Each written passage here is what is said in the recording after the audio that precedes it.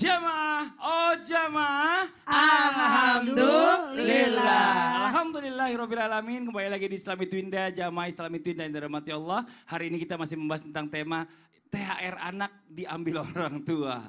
Nah ini rame ya, sempat ya kemarin di sosial media bicara masalah tentang investasi bodong dengan iming-iming awalnya janjinya gini. Nak titipin uangnya sih mama-mama, nanti aman kok, aman untuk dibelanjain. Saya mau tanya, jujur. Iya. Rakila THR-nya diambil siapa? Sama dia sendiri, kan Beneran? masuk di rekeningnya. Iya, emang enak dijawabnya. Bener ya kan. Ini sekarang kita lanjut lagi. Ustadz Syam nih tradisi bicara masalah uang lebaran atau ampau ya. Ataupun apa bentuknya lah namanya. Bahkan anak-anak itu bahkan sekarang ini kayak jadi apa ya. Kewajiban takutnya. Jadi datang ke rumah orang, om mana THR-nya? Mana THR-nya? Aduh malu kita. Sebenarnya bagaimana sih hukumnya jika ada anak kecil yang minta THR sama kita contohnya gitu. Nggak usah jauh-jauh deh, mohon izin penjelasannya silakan. Baik, Bismillahirrahmanirrahim. Guruku Ustaz Ulum, Ustaz Maulana, Mas Fadli, serta guru-guru kami yang dimuliakan Allah Subhanahu Wa Taala, serta seluruh jamaah yang insya Allah berusaha mendidik anaknya menjadi anak yang soleh, yang tidak bermental meminta-minta. Amin. Karena akan terus berlaku apa yang disampaikan oleh baginda Nabi SAW, yakni memberi akan jauh lebih baik daripada meminta. Tangan di atas jauh lebih baik daripada tangan di bawah. Mukmin yang kuat jauh lebih baik daripada mukmin yang lemah. Termasuk diantaranya adalah kuat dalam hal ekonominya. Maka Allah Subhanahu Wa Taala berfirman dalam Al-Quran, ba'da naqul a'udzubillahi minasyaitonirrajim. وَلْيَخْشَ الَّذِينَ لَوْ تَرَكُوا مِنْ خَلْفِهِمْ ذُرِّيَّةً ضِعَافًا خَافُوا عَلَيْهِمْ فَلْيَتَّقُوا اللَّهَ وَلْيَقُولُوا قَوْلًا سَدِيدًا. Dalam surah An-Nisa jelas Allah katakan kepada kita semua berfirman bahwasanya hendaklah kita khawatir meninggalkan anak-anak yang lemah. Maksudnya adalah lemah dalam hal apapun itu. Lemah dalam hal pendidikan, dalam hal ekonomi, dalam hal mentalnya. Ya kesehatan mentalnya. Karena termasuk di antara kekurangan mental adalah ketika anak-anak meminta-minta. Maka ternyata janganlah kita mendidik anak kita menjadi seorang yang bermental meminta-minta. Namun kalau dikatakan bagaimana hukumnya anak kecil yang meminta. Anak kecil tidak dihukumi. Anak kecil belum berdosa. Namun yang berdosa bisa jadi orang tuanya. Karena dia tidak mendidik anak-anaknya. Kalau anak sudah dididik, termasuk diantaranya memerintahkan sholat ketika umur 6 tahun. Lalu memberikan hukuman jikalau umur 10 tahun belum yakni melaksanakan kewajiban dari Allah Subhanahu Wa Taala. Walaupun belum berdosa, tetap orang tua harus mendidiknya. Dan memberikan sebuah ultimatum kepada anak-anak. Nak, awas ya, kamu boleh ikut tapi nggak boleh minta-minta. Nah, kalau dikasih, alhamdulillah. Tapi meminta inilah yang tidak dibenarkan di dalam ajaran agama kita. Baginda Nabi SAW mengajarkan kita di hari raya bersedekah. Di hari raya kita lewat di jalan yang lain. Di hari raya sebelum khatib naik ke atas mimbar langsung untuk memperhatikan orang miskin, fakir miskin yang belum mendapatkan makanan. Makanya sebahagian besar ulama fikih mengatakan lebih utama, lebih afdal beras. Kenapa? Beras untuk zakat fitrah. Kenapa? Karena ternyata banyak yang tidak mampu untuk membeli beras pada saat itu. Kalau udah hari raya baru dikasih uang, mereka mau beli beras di mana? Udah pada tutup, udah pada mudik ya yang punya tokonya. Maka sebenarnya yang diajarkan adalah memberi, membagikan, bukan meminta-minta. Anak kecil tidak dihukumi apapun. Mereka meminta kepada neneknya, mereka meminta kepada omnya, mereka meminta kepada tetangga. Mereka tidak berdosa. Namun ternyata yang bisa jadi berdosa adalah orang tuanya karena tidak memberikan pendidikan mental yang baik terhadap anak-anaknya. Tidak memberitahukan bahwasanya nak, memberi itu jauh lebih baik daripada meminta. Yakni membantu orang lain itu lebih baik daripada meminta bantuan. Jikalau engkau membantu orang lain maka pahalanya dari Allah Subhanahu Wa Taala. Kullu ma'rufin sadaqah. Setiap kebaikan itu adalah bernilai sedekah. Nah, mungkin tahun ini kita nggak bisa bagi-bagi THR. Jadi bantuan kita bantu orang lain dengan segala sesuatu yang kita miliki. Kullu ma'ruf, segala kebaikan itu adalah bernilai sedekah. Maka didiklah anak kita menjadi orang-orang yang bermental memberi, bukan bermental meminta-minta. Kalaupun anak kecil itu meminta, dia tidak berdosa, dia tidak bersalah. Yang bisa jadi disalahkan adalah orang tuanya ketika tidak mendidik anak-anaknya menjadi seorang mukmin yang kuat. Wallahu ta'ala a'lam. Masya Allah. Jadi kalau anak-anak gak dosa. Gak dosa. Yang dosa kalau gini, nah nanti kalau misalnya kamu sampai rumah Itu situ titipan. langsung minta THR ya. Langsung minta THR. Itu baru dosa Orang tuanya. Iya. Atau Kenapa datang. liatnya ke saya. Enggak, kita lagi ngebahas doang. Eksploitasi anak gitu kan. Iya. Nah sekarang kita lanjut lagi nih buat jamaah Islami Tinda yang ada di rumah ya. Kadang-kadang memang segala sesuatunya itu yang terlalu berlebihan tuh akan berdampak buruk. Ya kayak contoh mungkin karena setiap lebaran dikasih THR dari tempat ke tempat. Akhirnya anak-anak yang tadinya nggak kenal uang akhirnya jadi madut. Tahu nggak madut? Apa itu Madut? Mata duitan. Oh. Ya. madut. Emang Jadi Ustaz Buar harusnya ngomong anak-anak kalau hari lebaran pakai payung. Iya, biar nggak gosong. Iya. Keliling gosong. Mungkin keliling nggak pakai payung. Terus lanjut lagi. Ya, biasanya tuh anak-anak jadi mata duitan. Nah terus apa yang harus kita lakukan nih? Sebenarnya apa THR terbaik buat anak-anak biar dia nggak madut nih Ustazah Lulung. mau Madut izin ya, penjelasan. kalau anaknya Iya. madut, emaknya magadir. Apaan tuh? Mama gak tahu diri. Mohon izin Ustaz. Jemaah. Yeay. Ya daripada bengong jemaah. Yeay. Oh jemaah. Yeay. Alhamdulillah. Kalau kita ngomongin THR di bulan namanya Syawal atau Lebaran itu kan sekedar istilah. Kan sebenarnya itu THR hanya untuk orang-orang yang bekerja, ya kan? Karena dia yang namanya bekerja mungkin lembur, bakalan liburnya lama, dikasih THR dari kantornya. Nah tiba-tiba ini jadi umum seperti itu. Anak-anak minta THR dong, minta THR. Akhirnya kebiasaan. Nauzubillahimin zalik. Jadi THR yang bagus yang bagaimana sih sebenarnya, ya kan? Apakah kita ngasih, kita nggak kasih kesian ya kan? Yang lain dikasih, masa anak kita kagak? Ternyata dia bengong. Nah jadi kalau kita ngomongin masalah THR, bagaimana sih yang sebenarnya? Kita jelasin dulu. Makanya jangan main nyuruh-nyuruh aja. Ayo kita ke rumah Ustadz Maulana, biar dikasih amplop. Habis gitu kita ke rumah siapa lagi nih ya? Kayak orang yang namanya punya target gitu loh. Kesini, kesini, kesini. Nah, kadang-kadang gini, begitu nah, anak-anak. kadang-kadang gini. Pas pada saat belum pulang nih, mau pulang. Iya. Ini si yang tuan rumah masih duduk aja. Karena gini, kok belum dikeluarin amplopnya? Kok belum dikeluarin? Kayak orang ngarep kan ya. Ini juga orang tua juga kudu yang namanya ngasih adab-adab sama anak. Jadi yang pertama, kenapa si anak dapat THR? Kenapa dia pantas? Kita nyatakan yang pertama, bahwa kamu memang pantas mendapatkannya. Lo kenapa mah? Pertama, kamu puasa pol. Kedua, kamu bantuin mama waktu bangun sahur. Kamu bantuin di dapur. Apalagi buat anaknya perempuan kan. Kemudian yang laki-laki, kamu udah mau ngebantuin namanya. Kan namanya mbak kan udah pada pulang tuh. 2 minggu sebelum lebaran biasanya kan. Tuh udah ngebantuin yang namanya beresin kamar, beresin ini. Jadi kamu memang pantas mendapatkan itu. Kalau bahasa kita mah mendapatkan pahala dari Allah, Allah aja ngasih kita pahala, nah kita orang tua ngasih reward gitu yang pertama. Jadi jelasin kepada anak bahwa apapun upaya kita ada balasannya. Tapi jangan minta, kan begitu. Apalagi Yeah. orang tua yang sono, abis ini ke rumah siapa ya? Ke rumah Ustadz Sam, jangan dia punya bayi, nggak mungkin dia ngasih, begitu. ini curhatan Seperti mamanya itu ini. ya. Iya, makanya kemarin gak datang ke Ustadz Syam. Lagi punya bayi.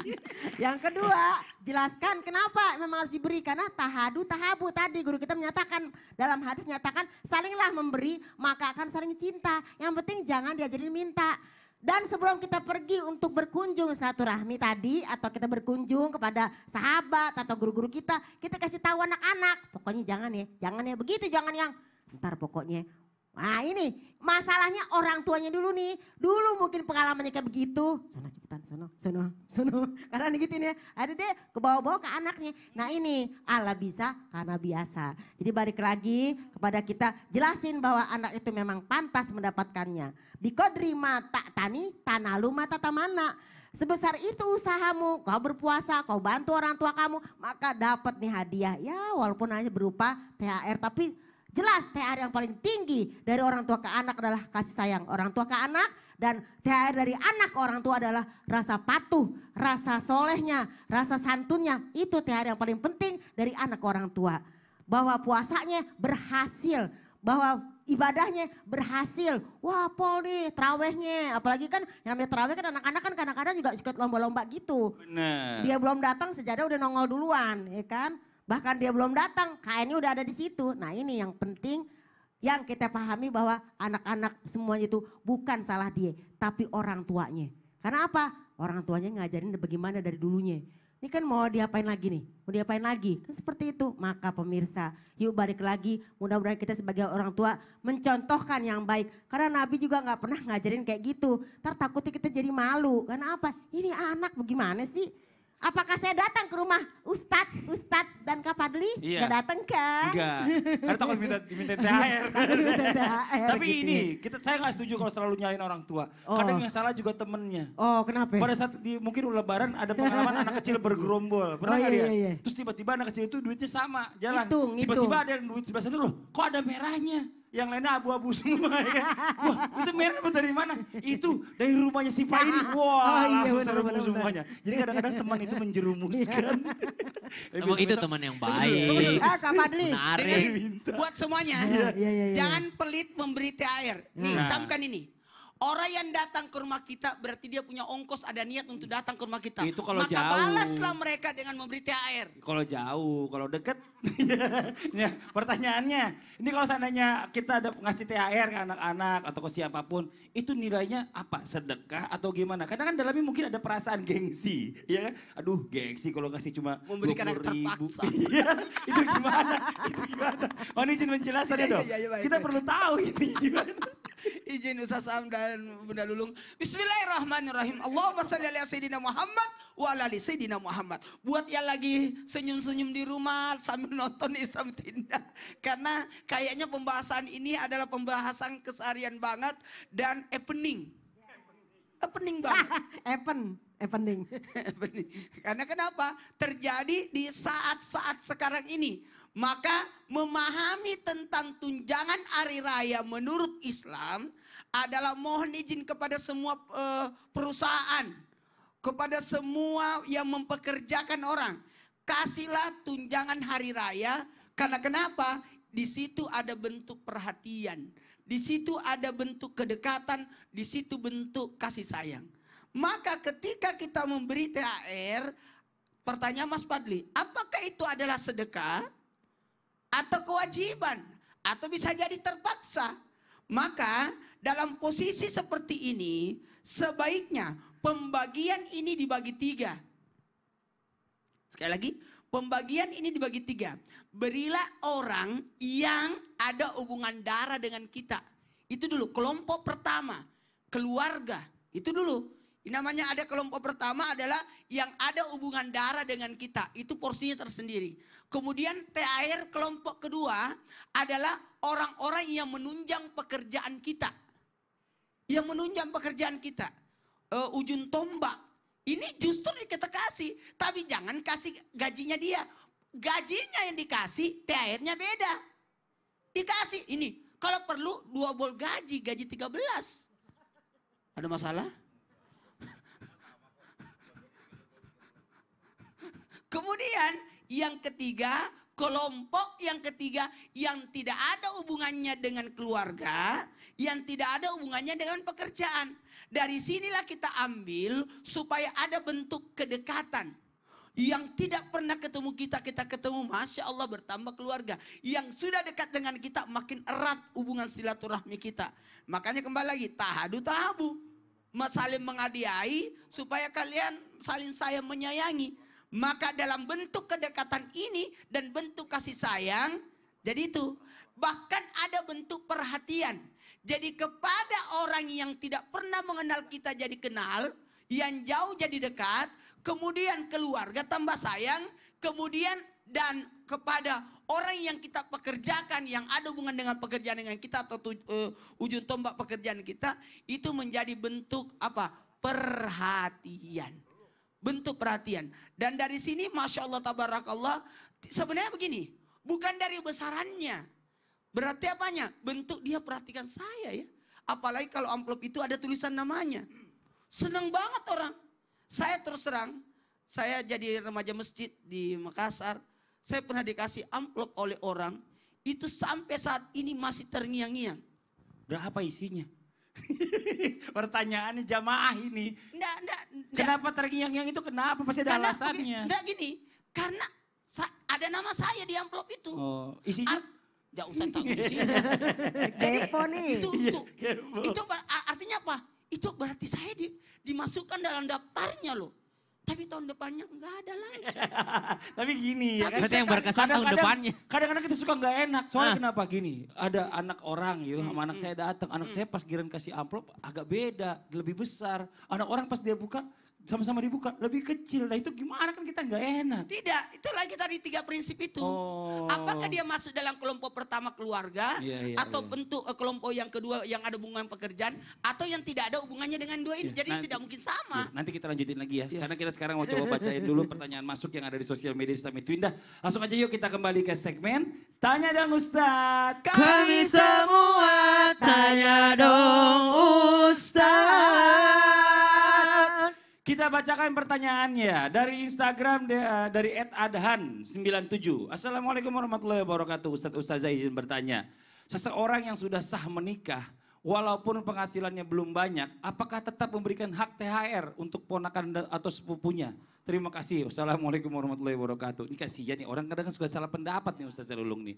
Jadi kayak THR itu adalah kewajiban. Wajib gitu ya. Walaupun dia belum punya duit gitu Pokoknya ya. harus gitu Yang udah ya. karena udah nikah, ini bagaimana nih Ustaz Lulung? Nah, ini dia nih pemirsa yang dirahmati Allah. Jadi yang namanya THR ini bukan satu kewajiban. Ya.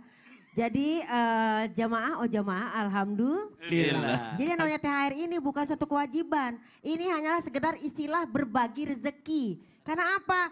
Ini sodakoh juga ya, karena dinyatakan apa? Apapun yang kita keluarkan di jalan Allah, apalagi ngasih ponakan, ngasih ini, itu memang sodakoh. Nah kan sodakoh kan semampu kita. Fattakullah mastata'tum, bertakwalah kamu kepada Allah sesuai kesanggupanmu. Yang pertama, nah, kalau kita belum sanggup ya jangan juga paksain. Apalagi dituntut misalnya ponakan nih, tante segala macam mana? Karena kamu udah nikah, kamu udah kerja mana? Kan gak semua orang rezekinya sama, beda-beda rezeki kita. Nah jadi ini bukan satu kewajiban. Jadi yang bisa ngasih alhamdulillah, yang belum bisa ngasih jangan minder. Kadang-kadang jadi malu kumpul sama keluarga. Kenapa? Ih dia bisa ngasih, kita nggak bisa ngasih. Ih dia dihormatin banget, disayang banget, disebut-sebut banget sih namanya. Mentang-mentang ngasihnya banyak di keluarga. Kalau kita aja kagak bisa ngasih, akhirnya kagak disebut-sebut. Nah ini bikin gap-gapan juga dalam keluarga.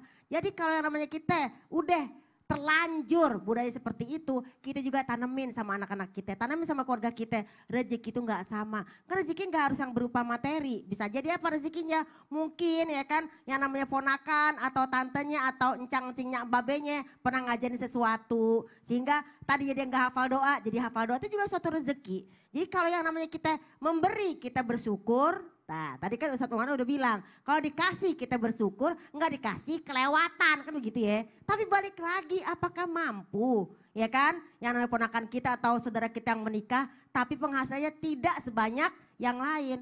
Nah ada dalam surat At-Taubah ayat 58, jangan sampai kita punya sifat kalau dikasih kita redo, girang. Pada saat kita nggak dikasih, hum yashotun, mereka ngomel-ngomel. Nggak ngomel sih di mulut Kak Fadli, tapi di hati ngedumel. Ih giliran ke rumah saudara yang di situ nggak dikasih, giliran di sini aja dikasih. Ih dasar tuh ya. Jadi julid, juniper, julid, nyinyir, baper.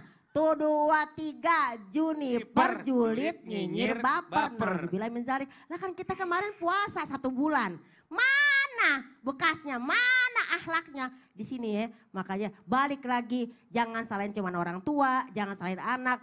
Bisa jadi pergaulan juga. Nah jadi ngasih boleh, nggak ngasih juga nggak apa-apa. Karena ini momen lebaran, kebiasaan yang baik bisa menjadi suatu hal kebaikan. Begitulah kira-kira pemirsa, mohon maaf kalau ada kata-kata yang salah ya. Gimana Pak Ustadz kok bengong-bengong aja? Astagfirullahaladzim. Ini, aduh saya lupa banget lagi. Yang namanya orang lupa nggak ingat sama sekali Ustadz. Aduh ya ampun. Ini sini. Apa sih? Ini tuh coba lihat deh. Nih lihat Ya sendiri. Allah. Tuh. Iya. Ya Iya, bener. gimana ini? Wah. Aduh gawat ini. Jangan kelamaan dong. Hah? Gawat bener Penasaran. ini, gawat bener Jangan ini. kelamaan. Yaudah, Penasaran kita tuh jamaah. mau bahas sekarang aja tuh atau gimana? Nanti aja deh, abis ini aja. Abis ini aja ya? Iya. Jangan sekarang ya? Iya. Ya udah ntar saya jelasin deh. Ya jamaah yang ada di rumah jangan kemana-mana, tetap di Islam Tidak Jamaah. Oh jamaah. Alhamdulillah. Alhamdulillah. Subhanallah.